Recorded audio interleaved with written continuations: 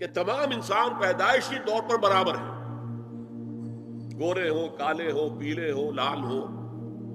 کسی رنگ کے ہوں، کسی نسل کے ہوں، کسی علاقے میں رہتے ہوں، کسی ناک نقشے کے ہوں، اور مرد ہوں یا عورت ہوں، پیدائشی طور پر سب برابر ہیں، ان میں کوئی فرق نہیں۔ یہ نوٹ کر لیجیے، اسلام میں مرد اور عورت کے درمیان ایک فرق ہے، لیکن وہ کہاں ہے؟ جب ایک مرد اور ایک عورت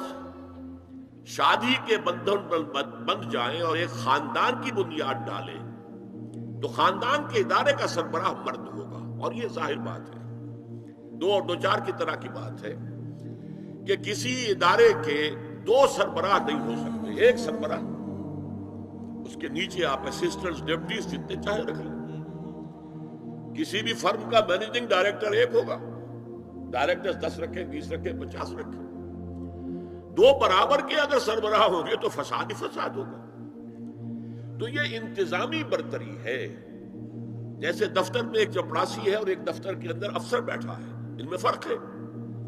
لیکن ویسے یہ دونوں برابر ہیں انسان ہونے کے ناطے، اور سیاسی اعتبار سے ایک ووٹ افسر کا ہے، ایک ہی اس کے چپڑاسی کا ہے، ایکول۔ تو انتظامی طور پر مرد کو فوقیت دی گئی ہے عورت پر، لیکن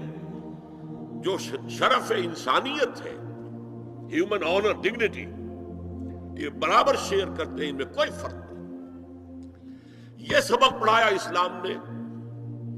انہوں نے اس کو آگے بڑھایا، مرد اور عورت بالکل برابر ہیں، بالکل برابر ہیں، ایک جیسے کام کر سکتے ہیں، کندھے سے کندھا ملا کر کام کر سکتے ہیں، دو مرد آپس میں شادی کر سکتے ہیں، دو عورتیں آپس میں شادیاں کر سکتی ہیں۔ یہ سارا در حقیقت دنیا میں جو فساد پیدا کیا یہ یہودیوں نے، اور یہاں سے یوں سمجھیے کہ جیسے دریا چل رہے تھے علم کے، حکمت کے، ہسپانیہ کی یونیورسٹیوں سے، خاص طور پر یورپ کے ان 3 ممالک میں، سینٹرل یورپ جسے کہتے ہیں، فرانس، جرمنی اور اٹلی، تو اس میں سیاہی کھولتا رہا یہ یہودی طبقہ۔ کون سیاہی کھول رہا ہے؟ وقت کے بہتے دریا میں، دریا کا صاف اور پاک پانی آ رہا تھا، اس میں سے